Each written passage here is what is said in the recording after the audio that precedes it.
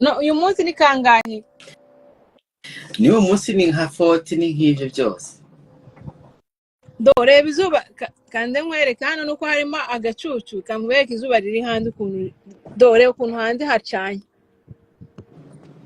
Haracanye pe. Hacanye none muri kumbwira ngo nje cyangwa ni dumba ntago ari ngewe. Ni we? Oya.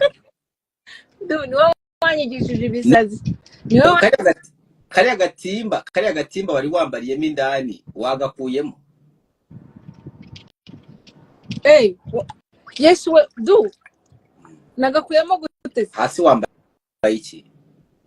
Nambaye bikini. Oya hari ikibolo wari wambaye kireba gifite nk'agatimba. Nagikuyemo nyine wese kire kitwereke tureba aho ngaho kurana. Hano wazi. Nose ni shati. Nose ari kukijyana mu mazi. Kati kirebe se. Kandebe. None uhagarara turebe bikini ukuntu usa muri bikini. Ndakuyemo. None. Ako byose nako. Kangiye ubuturage. Uri umubyeyi kuzajya Oya, reka ibintu by'ubukeya. Muri mu mazi ni hashushe. Oya nawe. Narakubwiye. Ibi bintu ntabwo yari kuba wowe waguye mu mafaranga utaka hakabaye harimo uwundi mugore umuntu utinya kujya kutwereka bikini. Uramenye iki Judy kamubaza ikibazo umukobwa wambaye bikini ari mu mazi aba afite ikibazo afite ikintu kibakoze dumba tuje tuvugisha ukuri aho nabyari kabono kabaye nk'akimbwa yuri umukihene yuri umugunguzi cya rwose wincuka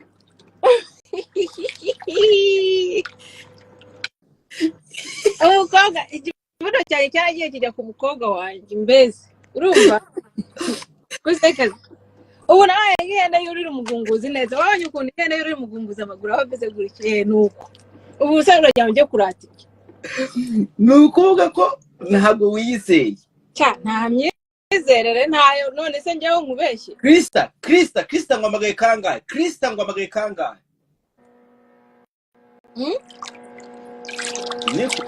nukuri da ntabwo cyizeye ntabwo wumva nyine kushaka ubundi mbere nariyaminiyaga nkavuga ntasha Imana ntabwo rwose Imana hari igihe kwihera ibintu ikakwihera gutera neza. Hari umuntu ugize kwandika muri comment nanje aravuga mushangona nguhego ngo ntabwo ngo nyine ngo ari muri ba bakobwa ngo bibizungerezi babandi baka nyine banyuraho abantu bakarangara ngo ariko ngo atereze nari nteye neza yanjye nari mbizi wahagurutse basi tukareba imbere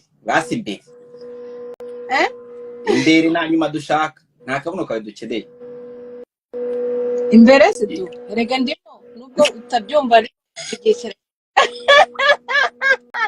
ako utangiye kunshuka ntago ari ukugushuka iyo ukuntu mvuga nkaho ndimo ndashukana ariko ni ibisanzwe mari genda ashaka kureba imbere nukuri ntacyo ureba navuye none se nta nubwo rega naracecuye dore gusaza si ibintu na Judy nutangira ibintu byo gucecura Judy oya Judy urabizi ko ntakunda iyo utangiye kuvuga ngo uracecuye none se uracyari umva Judy na King niyo yagera ntabwo twabura ikindi cyana umva kandi ako du umenye unyanga kandi uri mu mubare w'abantu banyaga yagenda sha umva nkubwire do ipata n'urugi ukurizi nari byo n'ababye babyibeshya badutega iminsi ngo muraje mukubitana imyuko ngo mukubitana amasafuriya cya umva nzategereza muhebe umushuti wawe Samusura yatubwiye ngo twereke ngo turi imfubyi Samusura ndagusuhuje ariko abantu bose ko bakwikundisha Titi Brown ngo aragukunda abantu bose ngo bagukunda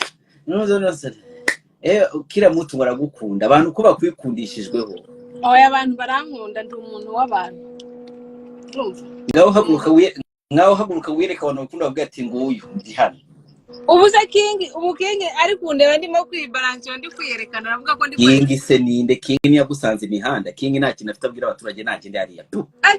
king yankuye mu bishange pfiye mu bishake umva nkubwire king utazamwubana nzamusuzugura. King niwo kuba urumva Chokora King yaguteye inda yari yarabuze.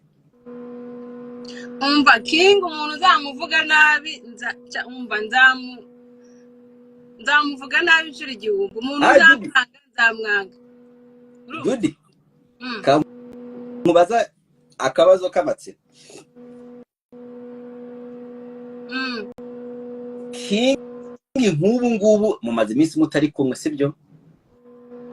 Arahari. Ariko iyo mumaze iminsi mutari kumwe kubera hari ubwo agenda akagaruka nyine ari mu bintu by'akazi sibyo? Iyo King agarutse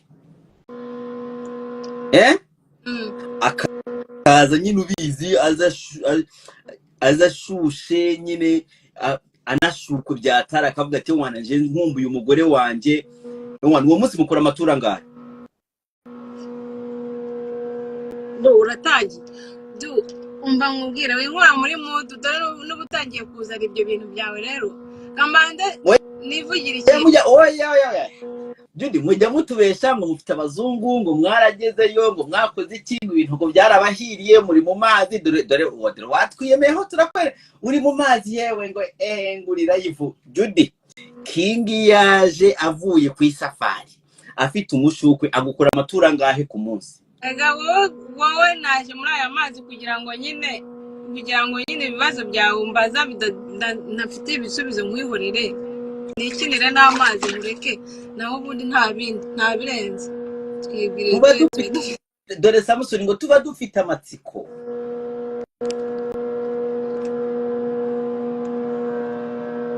Judy guhamagaye kangahe? Yes sir. Nitabye. Reka nkubwire Tumba wiseka reka nkubwire aka kantu ngiye ukavugana nabuze uko nkavuga ngo nkabwira abantu. Umugabo aho ari hose akwiye kubahwa, yaba ari umugabo babandi njya numva bavuga ngo uyu mugabo ngo niki ngo ibiki. No, nta mugabo niyo yaba atagira ishati yo kwambara yayindi hengamye gutya iriho n'ubuki ku rutugu ni umugabo. Niyo yaba agenda n'ibirenge afite umwate Judy ni umugabo. Judy yes safite King tumwihorere amaturu ya King nta n'ukindi. King se ni amaturu akiye tuyihorere. Ni ushaka kutebereza King wanjye ndavaho kuri yavuge ushaka yavuge King is the best urumva. Ahubwo nimba mwari mukwiye kumanka award ntasoni uri muragira gutya award turemeye turaza kuyimuha ariko usubiza ikibazo cyane. Icyo kibazo ntago bakivugira aha ngaha. Icyo kibazo ni ntago icyo kibazo bakivugira aha ngaha. Basi tubera live ugera ukimbwira nituba live urambwira. Ndakubwira yewe gahe ndakubwira urambwira amaturu King akuri yavuye ku isafari. Ndakubwira kambwira Judy nta ushaka kumbesha. Ntago nkubeshye ndi bukubwire. Oya niwe na King ntango tujye ntango tujye Safi yakuraga ngahe? Umva aho ngire rero ako mbere yo kuza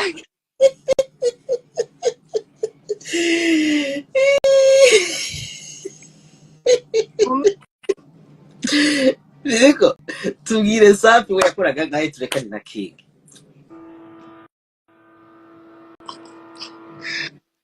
Reka nkubwire. Okay basi Safi okay tureka amaturu ya Safi sibyo? Ubu ngiye kubaza ibintu akantu kazima akantu nyine akantu keza kagire gutya kavuyemo amaturu sibyo? Hari ikintu ukumbura kuri Safi kavuga ati ikintu nari gikumburaga kuri Safi Madiba Pay.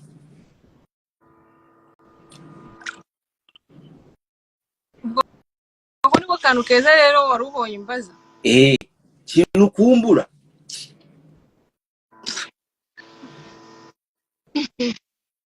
Jedi ubwo rero ngo urashaka umva Jedi du bana what Jedi wamagaye kaga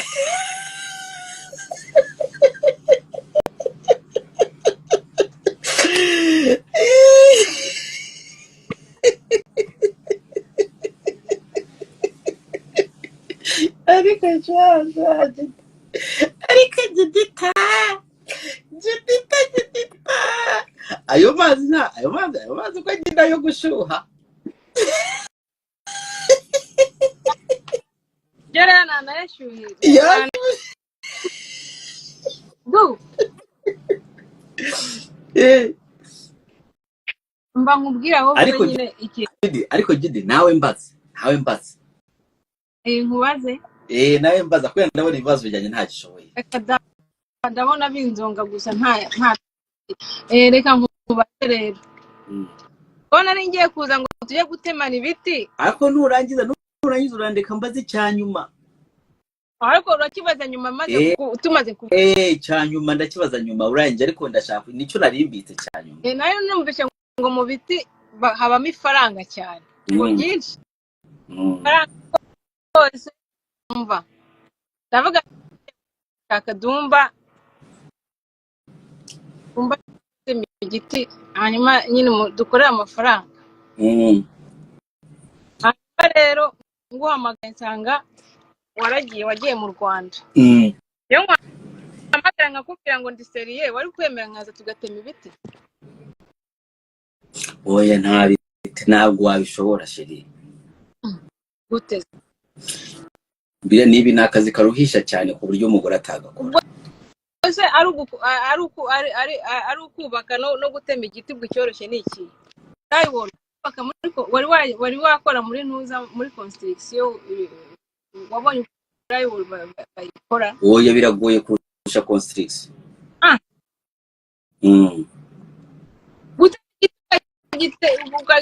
ukagikata kikagwa hasi nimba ari kugikuraho n'amashami ukakigira ibyo ngibyo ni ibintu bigoye oya ntabwo ari uko bimeze nukundi biba bimeze birusha construction kuba bigoye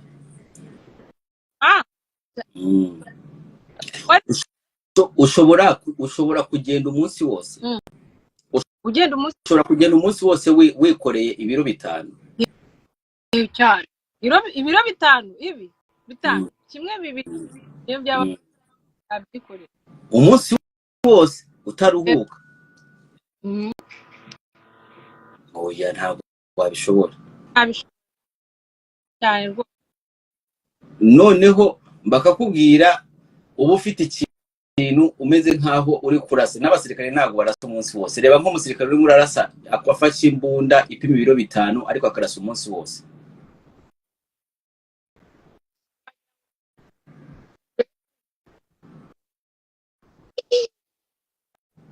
bana direct nukubera it's okay ndabirekera uko bimeze bari mu biki hari umuntu umbwiye ngo kamera yanjye ntabwo igaragara neza iragaragara neza nta n'umuntu uboneka neza nkawe ku isi ewana uri mwiza shawo Judi thank you thank you abagore batubwira ko turi beza urumva zarebe n'umuntu ufite ibinga ritendera ukambwira ngo uri mwiza aritigise ati ubwo rero abagore dukunda kuba beza iyo uri umugabo kiyagutuka umugore ngo ni mubi uba wakisha oya Judi ibi ntago ari ukukurata ngo cyangwa ngo kubera nzi ko ngo abagore bakunda ubwiza Judi uri mwiza pe Dumba we ay thank you reka rero King impamvu King buriya nazajya muheka nka kuriya mpeka akana kanjye ariko andusha imbaraga ntabwo namushobora. King buri munsi uko abyutse arambwira ngo you beautiful. Nkibuka yes arabi akanambwira ngo uyu munsi nakubwiye ngo nigize nkubwire ntabwo nakubwiye kuri mwiza akabimbwira nk'ikiro utabara. Oya King niba kandi King ni igisore cyiza ahwe buriya koko nivugira ngo Imana y'ugutindije iragutegera bagaseka. Oya nihazagire n'umuntu ukubesha nihazagire n'umuntu guki iyo uri mwiza duragakara ariko uzi bimwe bajya bavuga ngo black is beauty. Noneho ubungubu rero bya bindi bajyaga badushyushya ngo makeup ngo ibiki ngo brabra n'ubungubu nuko umwana yandiye urwara hano ku munwa hagize n'inzara nazikuyeho za zindi zinuze za zindi zimeze zitya no rusake nazikuyeho. Ubu gahunda ni ukuba naturere urukara rwanjye nkarureka gutya rukaburukara nta bindi. Ngabire na Deni urabizi kuri sheri wanje ko turi positive njyewe nawe kandi turakundana. Dore Ngabire na Deni ngira ngo ntabwo kunze lipstick yawe ariko lipstick yawe nayo lipstick nayo nta birenze nayo nayikura. Oya yihore nayo nayikuraho dudo yihore baca umugani mu Kinyarwanda wakoze. Nayikuraho nge nshaka kumera nta muntu ngendera ku bye ngenda risobanukiwe. Aho yikureho turebe. Reka ndanyikureho do. Yaso lipstick wayitekereje ute? Nyakubwiye ko umwana yandiye urwara hano dore mfiteho akantu uko nyine nari mvuze ngo reka nkagire lipstick. Mfite iminwa y'umutuku mfite ishinya y'umutuku so I'm proud. Urumva ngewe ukomeze kose ndikunda kuva hano kugera kunoza. Lipstick ishireho turebe ukuntu uza kubusa. Reka nyikureho rwose. Ubwo se rava ugira bigenza gute ntabwo rizari lipstick z'abakire. Kandi nkureho iravaho ariko hasigareho dukeya. Nta kibazo ndusureho duke tuhita tuturebana. Ako sha Judith niwe warongowe. Dore ndi kuyikuraho. Katurebe ukuntu barakuza iki amazi gusa. Kireka afite ntuza rangete niyo yayikuraho neza. Rangete nayo mfite bashaka kugira kuzana rangete natose mu nzu nkanyerera nkako si yawe amutse bintunguye ntazanye isima si yawe. Anyway kanze ngende nyiza inzu ni yawe n'ubundi kireka niba utinya ko King aza kukwirukana ngo inzu yurayandusha hari ubugabo bw'ubuzungu bumeze gutyo. Akasha inzu usangizo mfite yanyirukana muye nkajya muyanjye. Yawe irihe? Mvira mu rugo ntago ari mvira mu Rwanda. Utumva rega ndi kuvuga ngo utumva ndi kuvuga ngo King ngo iki subiramo uwo mugani ngo mvira mu rugo ntabwo ari araho yansanze. Mvira mu rugo ntago ari mvira mu Rwanda. Haraho yansanze ubuzima bwanjye. Uwo ni umugani bavuga ngo mvira mu rugo ntabwo ari mvira mu Rwanda. Ega du buno nubwo mba muri Canada mba numva ndi mu Rwanda. Umutima wanyu uba mu Rwanda. Nuko umuti wanjye uri mu Rwanda ubungubu aho mba ndi hose bari kwitekerereza u Rwanda. Rero turekane n'abavuga lipstick yanjye ko ari mbi tubareke ahubwo abantu bari hano live batuye corona amatora bimeze gute ko mutaza ngo tugire akantu dukora kagendanye n'amatora. Corona umuntu utuye corona kubera kuva corona kugera Vancouver aho tuza aho baza gutorera ni kure uraza kwicara mu rugo utorere mu mutima. Kireka niba King ashobora kwishura $1,000 cy'amadolari itariki 15 ugahita usimbuka ukagenda Vancouver. Ariko twebwe turi hano mu yare turimo turadera muzeye wacu ngira ngo mwarabonye imipira mbanyambara buri ewan ahantu hose nigendera. Nase wanyohereje agapira du wanyohereje ako gapira dore ukuntu wowe mbeshye ubu wakagombye ko waranyohereje ako gapira. sha wakampaye kanye urumva waka ibi njyewe campaign nazitangiye kera nguma mabwa njya mbona n'ubuntu muri campaign ngo dumba mwe bro ibi bibora abaskwera baba barimo baratangira ngiye nabitangiye amezi 5 ashize ngiye campaign ya president bro ngiye niyo ugiye kuri TikTok zanjye miliyoni zanjye zose zifite miliyoni views zose abantu baba barebye nambaye umupira wa president. That's good. Millions and millions of people are watching bakareba Mr. Kagame my friend dumba ibintu barabikoze kera. Ako nanjye Judith baramagararira bayijyamo niyo mpamvu mba ntuje. Gusa ibintu byanjye biba biri mu bwenge cyane ntabwo bimeze nk'izinzererezi cyane. Wowe ibi bintu iyo ugomba iyo ureba ibintu bya dumba ugomba gutekereza cyane. Urumva Judy? Twebwe abamoriyari turaza gutora ejo bundi 15 wowe uraza kwicara mu rugo urumva uvuge ati ntoye president wacu cyangwa kinga gutema ibike usimbuke uze moriyari cyangwa reka mbivugira hanga kuri iyi live yewe ntoye muzehe wacu Paul Kagame niho ijwi ryanjye riri ni campaign yose ndayikurikirana niho ijwi ryanjye riri nta handi ubwo ndatoye kuko Vancouver sendi n'umwana mfite akana gato murabizi nta ijwi ryanjye ni muze kuko hahandi nyine mbaza n'abantu ba hano bazi by'amatora nabo dusengana barambaza amatora n'iryari erega muzehe ni umusitari no kurenza abantu bose bo kwisi ahubwo njya mbona tuzamupropoza urumva Canada nta na president igira akaza akaba president wa Canada akayobora u Rwanda kandi akayobora na Canada suzi ko tugira ministre gusa aho gatekerezo urakumva uti ndeka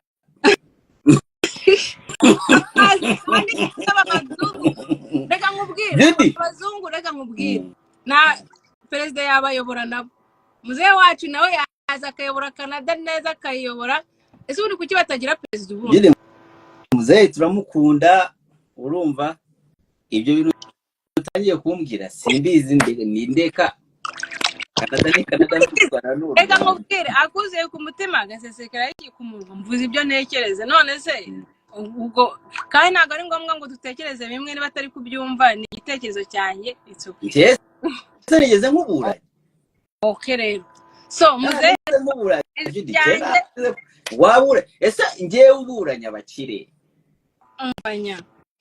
ngewe uburanya abakire ndinde muzehe ni uwacu kingi bamwita Grampa yabanye video aravuga ngo Grampa so anyway Grandpa muzehe ndio mweniga ahubwo muzehe icyo wakabaye kuvuga muzehe bafata ibihugu bya Afrika byose babyunge abe president wa Afrika wose icyo ngicyo cyakora ariko ibi bintu bya Canada bihuriyemo abazungu muzehe isategeka abazungu ntago dukeneye kuba kwivangamo ni wumva se utazanye igitekerezo cyiza nyine ibi bintu hano tuba twaje Judy nuko amashuri yanjye ari menshi ntabwo nagusobanurira ibintu byinshi ariko rero ubundi twebwe icyo twakabaye turimo turasahura abazungu tuza wowe nk'ubu ngubu ugomba gufata umuzungu wawe urabona isimbi mode byo yakoze umuzane mu rugo hariya mu Rwanda investing ugomba kurepresenting usahura abazungu wowe uraho ngaho wikiranye n'umuzungu urya amatungo gusa Judy ngo mageka sahura amaboko yanjye ntakora ndi ikimuga come on ngomba gukora nkagoresha n'umutwe wanjye n'ubundi uraburi murakora ngo rero ngomba gusahura kuki se nsahura n'ubundi uraburi murakora twebwe tugomba kuba imfura kuki niba uburi murakora Judy tuburi murakora ngomba gukora n'amaboko yanjye ni exactly ntabwo ari amaboko akora gusa Judy wowe kora nuko we umva n'amaboko n'amaso n'umubiri nuwarangiza ukazana mu rugo iwacu Judy reka kuzajya utina gukana amaboko nayo mwarayarenganyije Judy okay cool aho ngaho turabyumva kimwe rero ubwo rero ukora ibyo ushobora gukoresha byose nka isimbi isimbi modo yakoresheje umubiri n'amaboko n'ubwenge azana umwinvesta mu gihugu. Isimbi modo uramuzi? Ndamuzi n'uwi wacu se mu majyepfo. Aha, isimbi modo yakoresheje umutwe, akoresha umubiri. Umenye ko na president w'i wacu wari ubizi? Reka maze murangize isimbi modo ndashaka gukora nka isimbi modo. Bose umva nyine najya nkubwira abantu bose bakaze bava mu majyepfo. Umva nkubwire nkurangirize. Isimbi modo yakoresheje amaboko, akoresha umutwe, akoresha umubiri, atuzanira umwinvesta mu gihugu. Nawe dukeneye ko ukoresha umutwe n'umubiri n'amaboko byose utuzanira umwinvesta mu gihugu. Uraho urimo urakoresha umubiri muri Canada gusa. Ako dumba umenya nawe ushaka kunsakurisha kwiri zuba koko kansakurisha. Judy, umuzungu wawe atumariye iki nk'abanyarwanda? Umuzungu se abamariye iki niba no dore Joshua kwandikira ngo Judith ngo amagaye kangahe? Kuwo abana barimo barabyumva ati nyamara dumba arimo arakubwira ukuri. Uri mu mazi ntabwo turimo turakungukamo nkawe twakohereje nka ambasaderi wacu tukubwira n'umubiri tuguhaye n'uburanga tukubwira turi mwiza genda Judith Angela we yego Angela yego Dikoye dumba rero reka tubaza abantu ba corona uko turaza rero gutora ijwi tukaritoye. Abantu ba corona ntabwo bafite ahantu baza gutorera Judy hamwe. None se nituvuga tuti tugafata nka video ati ngiye ntoye bakari amajwi yacu bakayishyira hariya bakayishyiraho. Corona hari population ingana gute muri abantu bangaye? Mumva nza abanyarwanda batatu. Ngaho mbwira ubwo gute abantu bakwarengingira abanyarwanda batatu kugira ngo batore. Muraza kuza Montreal hari abanyarwanda benshi. Patrick Kuze ndagusuje cyane. Aha, uwo Patrick Kuze ushobora gusanga ari harabayeho utuntu n'utundi hagati ya Patrick Kuze. Ahubwo we amatora aherutse ntiyabereye mu Mutara ejo bundi si yavuye mu Mutara. Yabereye mu Mutara. Campaign iherutse se ejo bundi si yari yo mu Mutara. Mutara niho Mutara Nyagatare. Umukuze wanjye niho ari mu Mutara. ngo cyakoze dumba no munsi ngo nabonye umugore umushobora. Dumba nta kwarakata mutwe ninde wamunanira ninde wamuchallenging nabo twabuze umuntu wakubwira ati ngo amagaye kangahe ngo wumve. Ariko ngewe n'ubundi ngiye nta ngoma ndi mwirushanwa wa mugane ingo mwiyemezi. Abiyemeza urabazi icyo bimenyesha? Yes, muragomba kwiyemera. Utemeze ninde wakwemera ubundi? Ugomba kwiyemera kugira ngo n'abandi bakwemere baze batange nawe wiyemeye. Umwemezi ni umuntu wifuriza abagenzi be ineza, adashobora kwicara hasi akavuga ati uno muntu arangoye cyangwa iterambere rye rirangoye. Urumva ukimera uko wareba umuntu arimo aratera imbere ukamuteza imbere, wareba umuntu abize ubu ni we mwiyemeza. Yes. Kandi sasa rero kujya aho ngaho kuvuga ngo twabuze umuntu je mwabuze umuntu ndi kuri level zanjye. Yes. Ni ubwo abantu muri live ni ku gipfunsi nuko bimeze. FPR oye cyane mumeze gute? Sadibi from Burundi. Bro, swagaholic, swagabenda doya dumba undemere ngure la costa ya pike umuntu ashaka kugura la costa ya pike takado GBL headsets izingizi ni latest my friend. These are latest. They are wireless and wire. Nshobora gushiraho wire too. They can also have a wire. They can also have a wire cord. They got here.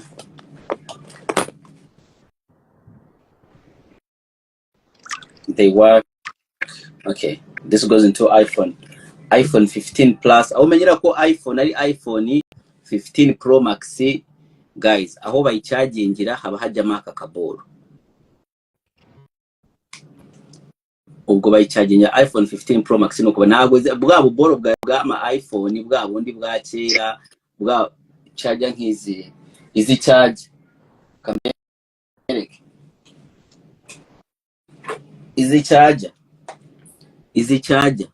murabona iyi charger ntabwo icaginga iPhone 15 Pro Max. Charger icaginga iPhone 15 Pro Max ni imwe icaginga Samsung. Ubwo Judith ntabwo aragura iPhone 15 Pro Max, ntabwo abizi neza.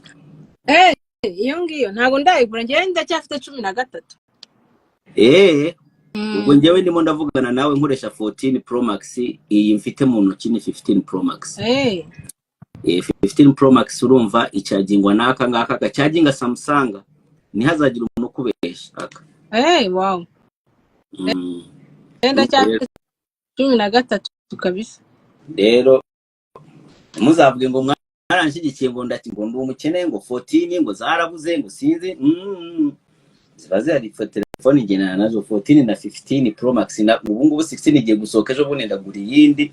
Ubwo igikobwa nzaba ndimo ndaswera icyo gihe nicyo nzagiha imwe muri izi, nzagiha 14. Ubwo hazi igikobwa ngiswere vuba vuba. Nta kundi mwese unzaniye live kugira ngo nkore iki kandi ubizi uko nangiritse. Niwo nanjye mba nakwihanganire nkagira ikinyabupfura, nawe nyihanganira noneho gakeya amagambo nk'abiri gusa yonyine. Ngaho itamatura nimba ari kwita amatura. Oya mba nakwihanganiye kabisa. Rwose 14 Pro Max nangaye 14 Pro Max ushaka kubigeze nko ku 1200, I guess. Ari nshasha brand new, niba zikiri kuri ku isoko. Urumva Judy? Yes. Hari ikintu ushaka kubwira abaturage ngiye ntaragenda? Y'abaturage nyine ni ugutora umusaza. Hari ikindi se ni ugutora umusaza ku itariki 15 bakabyuka bagakubitamo agakote n'ijipo, abambara ijipo bagakubitamo ijipo bakazinduka kare cyane. Hari ibindi se ubwo urumva bagatora umusaza, hanyuma nyine gina insinzi. Ariko buriya nta kuntu ubundi buriya twamutora nk'ijana we, ijana ku ijana habure n'ijwi na rimwe bijya handi. N'abariya biyamamaje abagore babo urumva bakaza bakavuga ati ariko nubwo ndi umugore wawe ngenda tora muzehe, akagenda agahita akubita ijwi muzehe ati hangane, niba abagore koko bafite inuza ngo uburinganire, akavuga ati ngewe mugabo wanjye ndagukunda urabizi twarabyaranye, ariko ijwi ryanjye kuri muzehe, akagenda akarimuha akabijana ku ijana. Cyangwa n'uwiyamamaje nawe akabona ko akavuga ati urazi n'ikindi I give up ijwi, nubwo niyamamaje muzehe nanjye ndatora muzehe. Ubundi bikabijana ntaburemo n'ijwi na rimwe, hakabura ijwi ry'utatoye nkanjye wabuze ukongera. Judy? Yaya. Uri inkotanyi? Inkotanyi nyine ni inkotanyi cyane, ongeraho cyane. Uri inkotanyi cyane? Cyane. Nkubaze ikibazo kimwe nube niba uri inkotanyi. Oya, numbaze ibibazo by'akasamutwe urumva. Naringiye kukubaza ikibazo kimwe nube niba uri inkotanyi nyayo. Reka nkubwire. Uzi umuntu ikintu kibo umuntu agira abinkotanyi cyane. Hari amateka yandi umuntu yandi iyi ni live umuntu abatajya mwandika comment muvuga ko munyemera, murakoze cyane. Nanjye ndabemera kwepe, ndabemera, murabizi ko wa musukwa indeda Sudani nushaka Sudani ni hafi, harya Sudani nabavandi. Nushaka kuvuga ko navukiye muri harya ni he muri Nigeria, abanya Nigeria nibo mbona abagore babo bameze nk'abagabo, bavuga nk'abagabo, bahagarara nk'abagabo. Nushaka kuvuga ko navuye muri West ntasure Judy ko burarakaye kubera uri umusudani. ngo ndi umusudani sha ese ngwagira ngo wase Belize toka kure wakibwawe ni wanyanze cya nari mfite igikorwa cyo cyo watse Belize mu 17 igikorwa cyarankunze kibika n'ubusugi bwacyo. Iki wase Belize 17 urakibona kivuze ngo nunkumbuye du cyarankumbuye kimbikira n'ubusugi mu nyuma sinzi ukuntu byangira ngo cya agahiti karagabanutse kita kiriruka agahiti kagabanutse noneho kijya kubona nongeye kujya hiti kita cyongera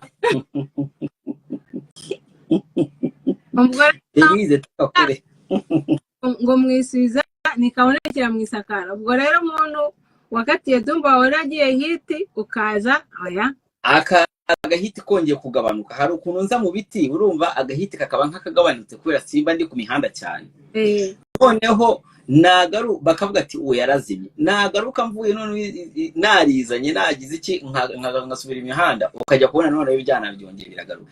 Nuko nagiye mbamenya umukobwa nzongera guteta. Hari abakobwa benshi ntereta bakavuga ngo Duma ngufite abakobwa benshi ngo Duma ngutereta abakobwa benshi. Ndashaka kubabwira ukuri ko ngewe Dumba ningutereta wemere kubera ibi bikobwa mubona ngo postinga by'ibinyamihanda n'iki na kimwe nkundamo nta na kimwe nshaka na banayibonye ko bishaka hitinga bipostinga ariko nta na kimwe nshaka nabikubwira ningutereta wemere gaye ninguterete nukuri kadu cyangwa nawe uri nka uri ibyo ngibyo ushobora gutereta abantu benshi mu mibare.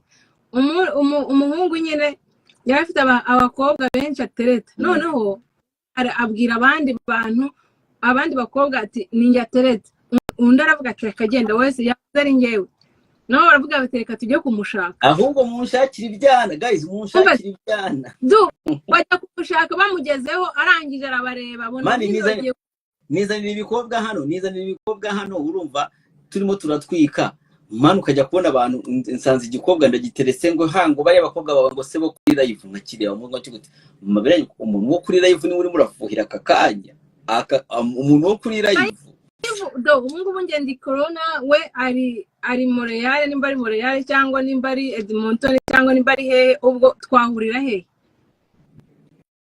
noneho mfite n'ibikobwa mvugana nabyo nk'iki nakubwiraga cyitwa Nadine urumva kibere mu ntuzi kibere niba ari mu Buhora niba ari Poland niba ari hehe ntabwo ndabonana nacyo kirankunda yego ariko ntiturabona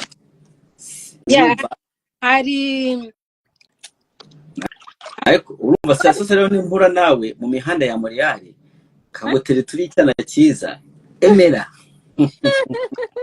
erega ngo abagore bose nabo mwanda ariko se mwebwe mukunda abahungu badakundwa ahubwo se umugabo wanjye atangiye ku bantu ngo bahindukire ubwo nanjye nazajya mvugana umenye naribeshye sibyo ra ahubwo ibikobwa mugomba guhunga ni ibikobwa mubonye hano kuri live bino biritubariza Dumba cyane kikaza kikakubwira ko gikunda tibishanga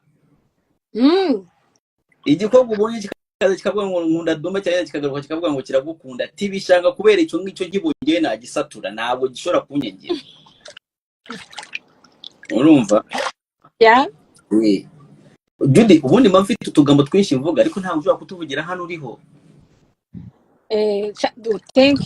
thank you kabisa thank you ibyo ngibyo nanjye ndabikubahira cyane rwose nkumva nk'umugore unwiki wawe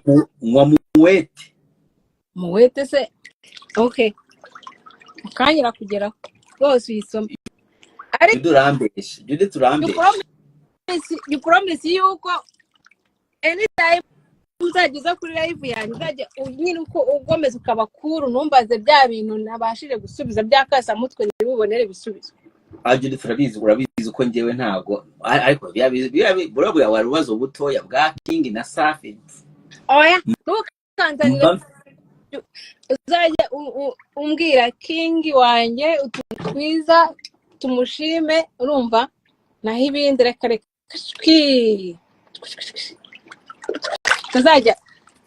utazajya ugira nduwara one yangiye gusakuza do bavuga ibishegu urabona ko ari bundusha ibishegu urabona ko ari bo umunyabishegu bantu abanyarwandakazi mwabonye Judith ko ari umunyabishegu erega buriya nta muntu utavuga ibishegu ahubwo ikibazo naho bivugira ubu wicaye mu rugo wawe uri kuganira n'umuntu wawe ushaka kuvuga ikigambo utatinyuka kuvugira ahangaha ukaganira nyine kuganira bibaho hari ibintu bya mpangara ngo uhangare se ntabwo ari abanyarwanda bayivuga sirimo ibintu se bikakaye ceka gatoye sibyo ni nkubwira gukora ikintu uhita ugikora utavuze wihangana utavuga wihangana utavuga ariko ukora icyo ngiye kukubwira kora mu mazi gutya koramo gutya gatoya koramo bamwe ukubitamo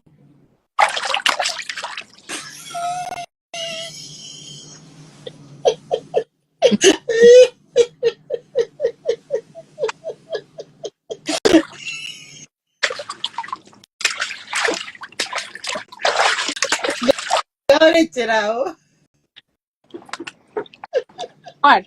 What's funny?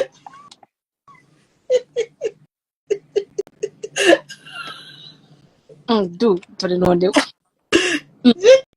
what? Yes. Ako duwayureka kugira ko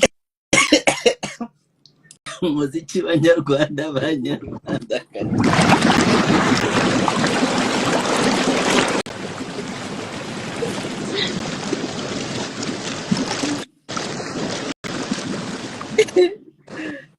Judith nta kitenda shawe Judith nta byawe pe what? Oya ntacyo mani bigenza wowe uraza kukabona aka video ga trading ubwo uraza kubona aka video karimo karacyacana kuko nakubise mu mazi wabaye kuko nakubise mu mazi do Judith kibereye innocent ni ikintu kiri innocent cyane so gutya ubu aja ndaya nkaye ubwira mu mbabarire to kirakomeje byarangiye yewe wa nakubwira iki rwose nawe urakabya rwose ngo ndabure umutemo za video iziye video umwana wawe yitwa Nderata oya umwana wanjye nimumuzane hano kuko umwana wanjye banze mbabwire umwana wanjye ntago njya muzana ntago umwana wanjye njya muzana mu ntuzi aje menya ndi mwiza ko abantu bose baguma baza bakagutuka batarantuka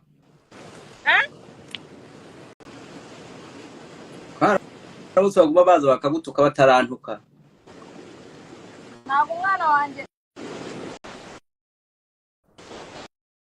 ntago umwana wanjye njya ngira we ntabwo umwana wanjye ntago njya muzana imihanda wapi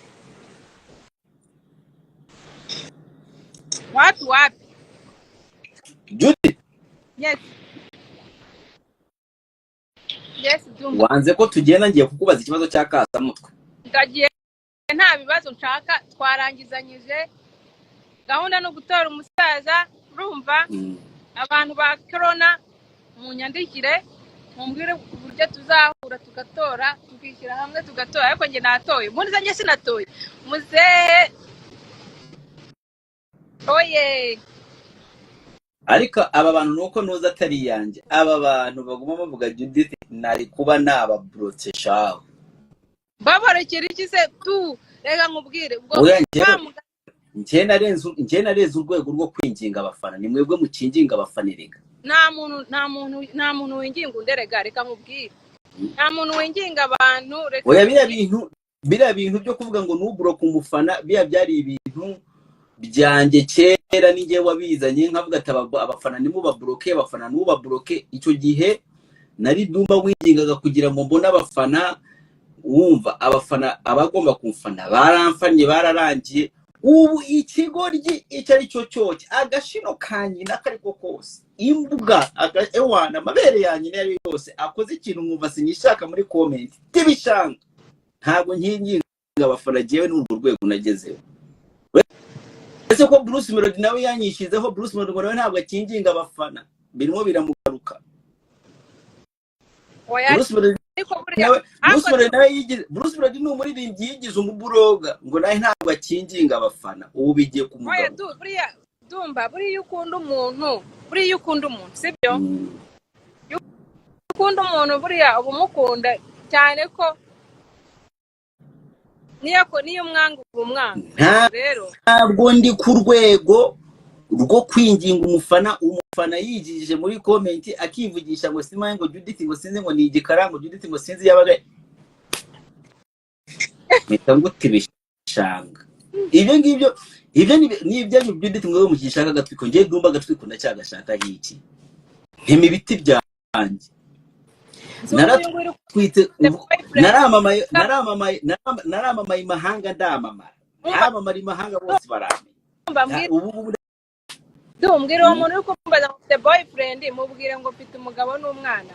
Ntabwo mfite boyfriend, mfite umugabo. Nk'ibyo bye sinsubiza, iyi live nuko ari yawe. Ibyo ngewe simbisubiza.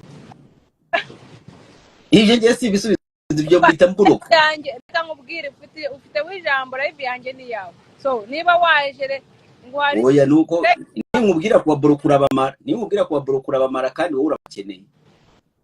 Reka nkubwire hamamaye Yesu, umwami Yesu.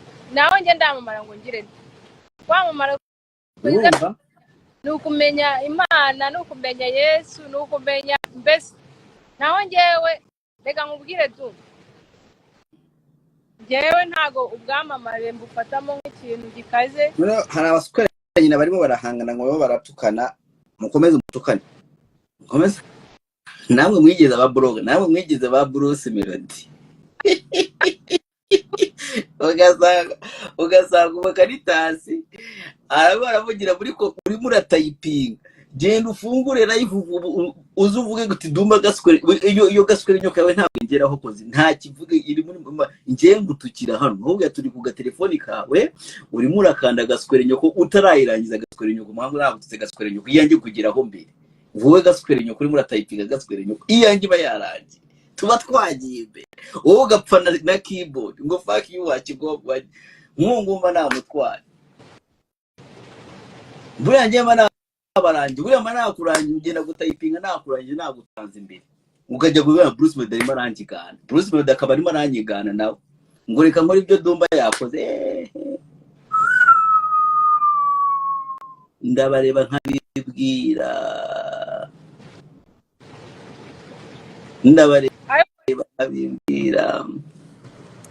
abantu batukana ntibagatukane rwose. Umugani wa Keza wa undi Keza yaravuze ati menya inzara iba yabishe baburaye bakavuga nabi, ari inzara ibavugiye. Ni gute umuntu agenda agatukana koko? Melody nta mpamvu yo kwinginga abafana kubera ibikorwa bye birivugira ngo sininde. Singaha twarababonye ba Mr Nice muri Tanzania baraje baragenda, harabane muri Uganda twarababonye. Erega iyi showbiz yacu my friend ni shasha, iyi showbiz y'u Rwanda ni shasha.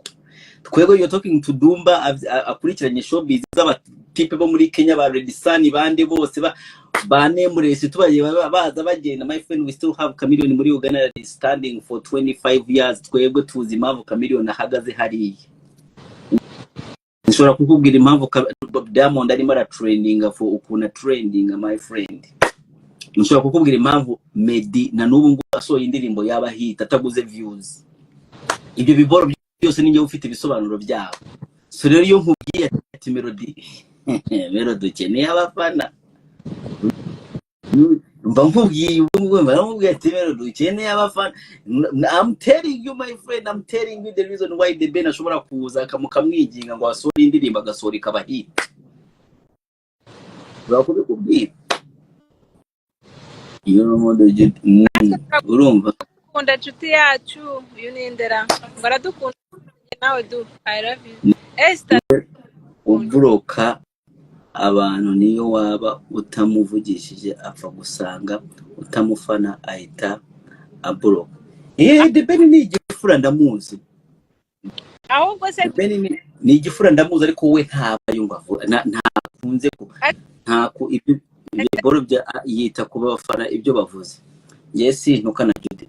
Ndumva reka mbande mwibariza ubundi umuntu Twagiye Judy, twagiye Judy.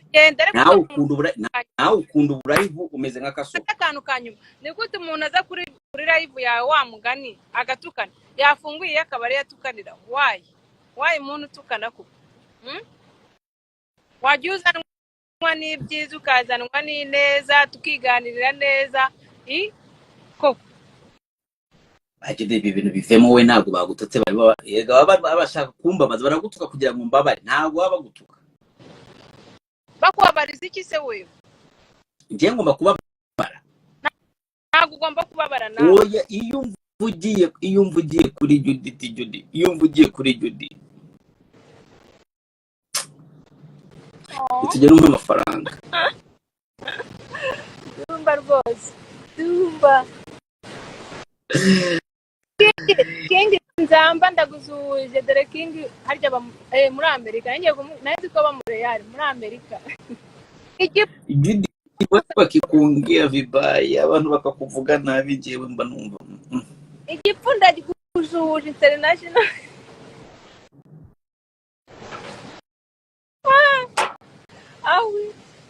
ariko uzi nk'ubu ngubu abantu baza hano nk'ubu ngubu bagatukanamo gakeya. Buri ushobora gusanga umuntu afite nk'ibibazo urumva inge dumba rugo ngera nkicara nkigurira hari ubwo ngera nkicara nkavuga ati nkumva ibibazo mfite nk'umuntu mvuye kuri social media nkavuga ati kire kibazo ndagifite nkareba nta muntu n'umwe nshobora kubitura ndaho ngaho ndangaye, ariko rero nkaza ngibavuga ati kagene fungure n'akarayive noneho nkahita mfata ubuzima bw'umuntu yicaye mu rugo we adafite naga platform ashobora kuzaho nkaha ngakexchange bigambo n'abantu afite ibibazo nk'iby'iwanjye akaza hana akaza akavuga muri comment akavuga gaswere nyoko ahitavuga ati yanditse muri comment ati ndumva gaswere nyoko ewana bamuvuye cyane mbamuvuye iyo gaswere nyoka ntukanye antutse ibimuruhuye ni nko kumuha ibinini doctor kwa muganga mana we bure nkicara hasi nkabona ukuntu mba mvuye uwo muntu nkagenda nkigurira icyo nuko bavura nje next time muzazano nita Dr Duma muzabona yanjye zizama ngo Dr Duma kubera kuvura bakaritasi baza gutokana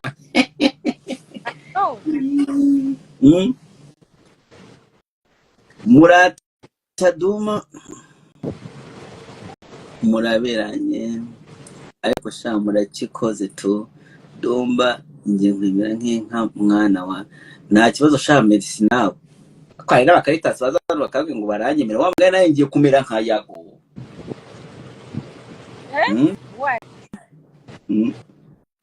ninzara Dumba we n'ibibazo byinshi cyane ngiye kumera nka Yago ngiye umuntu kurosinga naye naye baranyibwirisha ko nkunda ngiye kuzajya yewe mbere Bruce baramutukaga nkarakara nkagaragaza amarangamutima yanjye, ariko ubu no kwiherera ngo no kwiherera nkarira na cya Bruce buriya iyo kigiye kurira kiragenda kikiherera kikayira shabu kirarira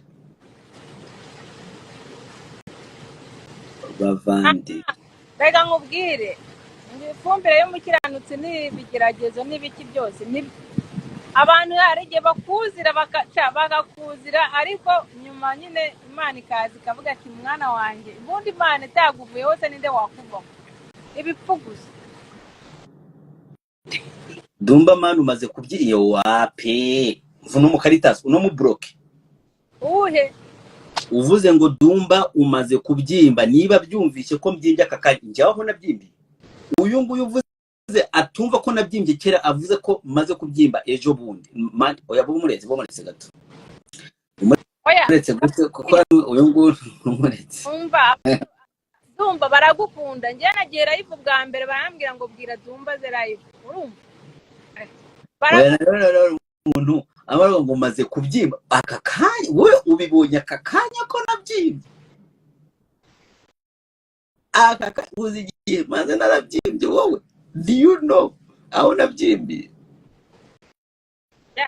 uri kibwa sha zare Dumba cyangwa se Dumba ufana Meddy mara abagoro bose ndabafana kandi nta bufana. Aha reka nkubwira akantu rero Dumba ubundi waruzi ko nawe yewe nawe ari twebwe ba diaspora tujya mu Rwanda uko tubitekereje warubizi barabivuze nabyumvanye abantu kwari twe ba diaspora tujya mu Rwanda uko tubitekereje uko tubishatse tugahita tumanuka ni twebwe tujya mu Rwanda kenshi barabivuze tsanganira urumva noneho we uri mu bantu bamara bagenda bagakubita amezi 6 ubundi abandi bajyayo bamara amezi 2 bakagaruka bahungura amatwi batari inyuma. Mvugira aya magambo ngiye gusubiramo sibyo abandi bajya mu Rwanda ndasubiramo bakagerayo bakanyara oh no cyo kijyo racyo mvuga bagerayo nyine aho kumva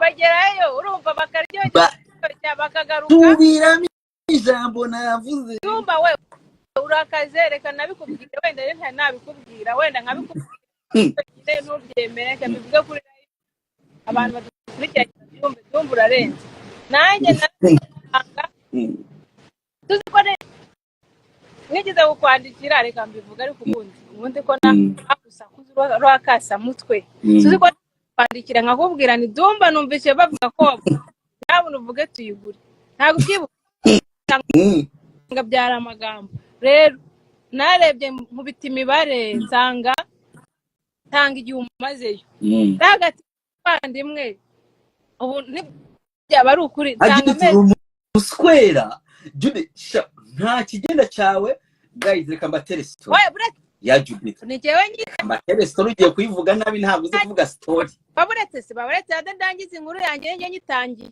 sibye se ntukazajya banga hanyuma rero ndatekereza mbari igihe ubayeyo shadu nakubeye ngiye marutse nka Kigali ukwezi kwa mbere bibari sawa sibyo bimeze neza nukuri kwimana njya kuri ATM machine nk'inshuro we mbafite amakarita atandukanye ku munsi 600 kubera uba wemerewe kubikuza 200 before 24 hours ntabwo ushobora gusubiraho ngo byemere nkajya nkakoresha ikarita ya mbere 200 nkajya ku yindi 200 nkajya ku yindi ubwo si 600 amafaranga ku munsi bare amafaranga ukwezi kwa mbere ubwo nkabanza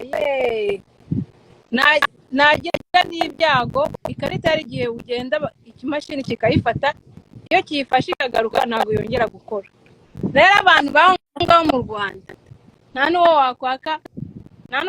wakwaka n'ibihumbi muba tugenda imihanda nta n'uwo wakaka n'ibihumbi 100 ngo umubwire uti njyewe Judith ntawe narinzi Judith ubwa mbere tuvugana twavuganye gute nari ndi mu mihanda ya Kigali njya kubona umuntu arampamagaye telefone yo muri Canada irampamagaye ndayifata simuzi ariko Judith buriya kikaraza imihanda Judith buyikaraza imihanda kugira ngo atwike guys arambwira ndayifata ndavuga ati bite ni byiza tamakuru ni meza turinde ngo ni Judith ubwo yarazi ko muzi ndabwira Judith wowe ngo Judith ntabwo muzi atoya ndambwira cyo okay nta kibazo ubwo kiraseba cyangwa ngo nta kibazo ngo uraza kongera kuvugana okay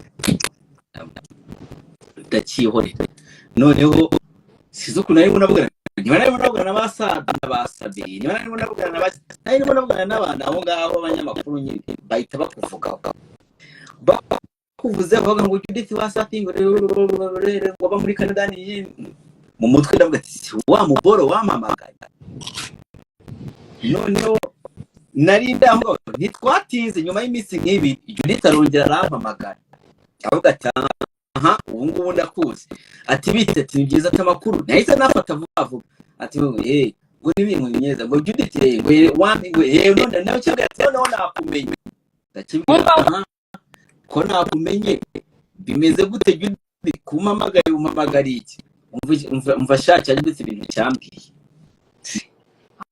niba ari Mama King atarambye ngo shango ngo mbonye ngo maze ngo mu Kigali ngo nanjye ngo uyu maze ngo ndaza ngo nkamara ukwezi ngo ponyine ngo reko shango jewe ngo amafaranga ngo aranshirana ngo ndumva ko ushobora kuba ufite ibibazo by'amafaranga n'iki Judith shawo iyo nsanga mu munsi utameze neza Judith ndubahuka Judith ndubahuka ariko kwa kundi mfite ibisazi byanjye mu mutwe mpita ndavuga ati wa mugani wamubwiye akaguha amafaranga ndamubwiye ati ubwo se ngo washaka iki nashakaga ngo ngufashe ngo nkohereze ku mafaranga ngo ndavuga ati yehe wese we boss ready bavuze kunyohereza amafaranga adumba ukira aho ngaho bavuze nanjye ndi kwa Irene rimwe noneho baravuga ati umvishe amakuru ngo wabuze itike gucyura itike ntabwo wamfashije urumva ndakubwiye ubu yabivuze numvishe itike ndavuga mwene wacu w'umunyakanada ni gute ko nararangira story reka nze kubivanga n'igitike murangire story reka muvangire igitike rero utangiye kubeshya reka muvangire igitike Judith reka mubwire Judith rero ndamuha namba reka muha namba ndamubwira ati shiraho amafaranga ndavuga ati n'umuntu wifasha ava Canada aza kumpa amafaranga agiye kuma $1,000 Judith anyohereza $100 ako agatoya kava kwiguye nagira ngo mbanze ndebe ko ari nayo ubundi se umuntu baravuga ati yabuze na tike yinuza ya moto n'aya moto amadolari ijana ntabwo ari 80 nibwo ari 70 ingahe akwe agato kava kwiguye n'ubugiye kuyagaya kuri njyewe umva sinari nayagusabye ni urumva genda umusitari munini cyane udatuma nta n'umuntu ndongera guha n'igiceri cy'ijana umutima kuva kuri live umpa amafaranga ndagwayo ayo nakwemereye yego ariko nta muntu ndongera guha n'ijana niba uho umuntu akagaya reka nkubwire ikintu giturutse ku mutima ntuzongere guha umuntu umva nkubwire ntuzongere guha umuntu amafaranga ariyo yose atari Dumba ndakureba nkakwibwira nanjye Dumba mba nayapinze ubundi umuntu azayapinga cyane nge naravuze umuntu wacu ari mu Rwanda niba ngombwa nagira mbanze amenya amakuru neza niba uyakeneye ko nese ko amakuru bandika yose niko waririmbye umva no musitari maravuga ngo umusitari waririmbye gashino kanyoko urumva iki kigo gikimbaza ngo umusitari waririmbye yihe urumva umusitari batwara bipanze Dumba dore ngo nuko muhaba afite nyine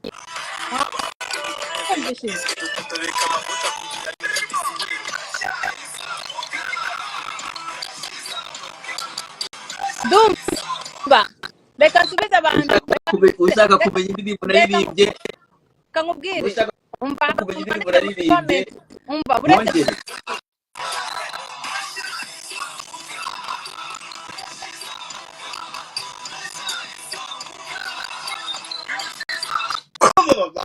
niba ubwira ko umusitari ufatanye kubyemere ntukazajya nkubwire kuririmba bari muzi ko bigora gisinabikoze uretse mbanze tubize umuntu uvuze ngo nahaye abafite ngo ubwo nayo nahinze nyine Dumba aba hano muri muri Canada ubu ndwaye cyangwa akagira ikintu kimbaho namuhamagara nkamubwira impyisi iwanyu kurya ikurunda nkamubwira ni Dumba ngwino hano ndarwaye meze nabi akaba yaza akandeba ubwo se nkaho uri kwitora ukavuga ngo nari nahinze kandi none icyo gihe Dumba wari utari wanatwika wari utari watwika cyane umusazi uri umusazi abantu banzi bangurikira abantu banzi nakurikira bakubwira ko ubu ngubu ntanagira kwiba oya umva nkubwire Dumba watwikaga za Uganda ariho wabanje gutwika umanukira mu Rwanda sibyo umanukira mu Rwanda kirya genge mbona amakuru agenda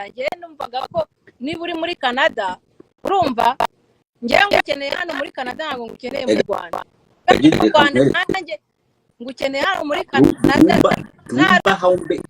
Dumba ho mbera kasa mutwe reka nkwereke nivo zo gutwika Dumba iyo ndi Kigali nta hit yongera gusohoka ibiganiro byanjye gusa nta abantu baba bari bize ku biganiro byanjye ku by'indirimbo zose ziba flop zose ako se DJ ni bari DJ SP tuhaba afite Dumba ari muri Canada ndi muri Canada ngubu wenda nitwe hasi nkavunika kingi wanjye abadahari ntamagara Dumba ni nyanu ndapfuye yafashe yihuza akaza kandi nariko kumenya uwo turi kumwanga muri aya mahanga noneho yo ndi mu Rwanda nanjye mbameze neza buriya nanjye ndi mu Rwanda mbameze kandi yari afite cyaze genge iteye uyu ngo abana baraza nuvuga Dumba no gutwika ko abantu baraza kukunyomoza cyane byose ari karubizi ndakubwiye jewe Dumba yonje nta hit zicora ngo zibo samoya niyo ba Bruce Melody bahimba ibishego bingana gute Dumba mbaze mubwire subiramo neza ibyo wavuze uvuge nimba ukomeje cyangwa witerera ngewe buri ukuntu meze sibyo Judy kamubwire ngewe nka Muzafaru uze kunyita Muzafaru yes nukuze kunyita Muzafaru nka se bitego Muzafaru ewa diriya jana wampaye warakoze Judy Imana igumugisha uri umwana mwiza Imana ikongere nka Dumba rutwitsi number 1 Judy nagutuka nka Muzafaru nk'ubu mpinduye nkaba muri ibintu bya Dumba twafuritsa guhamo nkaba nyine Dumba nyine wo mu iyo wina ewa warakoze Judy uri umwana mwiza pe ewa warakoze thank you so much muchotem ngo ariko nka Dumba cyamama rutwitsi number 1 rutwitsi muhakaja reka mubwire rero Dumba rero ukiraho ngaho urabaze kubivuga yewe nagira ngo nkubwire umuntu wacu najya yamanutse ari mu Rwanda ari hariya tujye tumumenye nkuko nabikubwiye ugiye ugashirirwa pe maze abantu bakavuga ngo yakennye bagaseka bakumva ibintu bisekeje wakennye ariko nuzamuka hano rimwe icyumweru kimwe cyangwa kwezi kumwe miliyoni zingahe urabuzibonye so turarya ariko tuzi no kuyakorera so rero umuntu wacu uzajya uri hariya ntitugate amasebo cyo tumusapotinga sibyo tujye tumusapotinga naho byo kuvuga ngo gutwika Dumba ngewe gutwika ngewe umwami Yesu ni utwika urumva ngewe nta bintu byo gutwika mba ndimo reka ngewe Yesu murusha gutwika oya mvuye kuri live bye nta muntu urusha Yesu gutwika niwe abantu bose bakagiye uri umwisilamu Yesu muzungu ngewe Yesu ahubwo zamandwa z'inyarwanda zo ntabwo zirusha gutwika ariko Yesu wanyu w'abazungu umuzungu oya byose uwo Yesu mushushanya uwo Yesu mwashushanyije w'umuzungu ngewe Dumba murusha gutwika kire rero tubireke ahuje imyemerere rero tubireke Yesu nakuze mbona hariya w'umuzungu mumbabarire umwami kereka Yesu n'umuzana ari umwirabura asa nkawe umwami Yesu muzazana ari umwirabura asa nkawe ngewe Yesu azandusha gutwika cyose nyiha Yesu umwami Yesu ahubwo reka njye umwami icyubahiro cyose kibari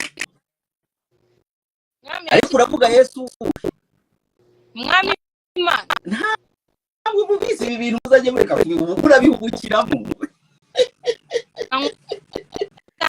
ubihubukira ubwo ushaka kumutuma Yesu ukazanira yafoto basenga Imana bakunda Imana umva rero ngomba kugendera mu mujyo wabo. Yesu wanyu w'abazungu naramwanze ngewe naramwanze ntacyo kumana uwawe uwo mwami wawe Yesu wanyu w'abazungu naramwanze reka kubahana ariko turabyemera ko Yesu ari umuzungu turabyemera ko Yesu ari umuzungu umva nkubwire ngo Jesus ntabwo ari uriya muraza kubicanga hano muraza kubicanga ubumenyi ni buke mugende umusore yo mwinga n'aba nsinziriye umwami Yesu wani kuri njyewe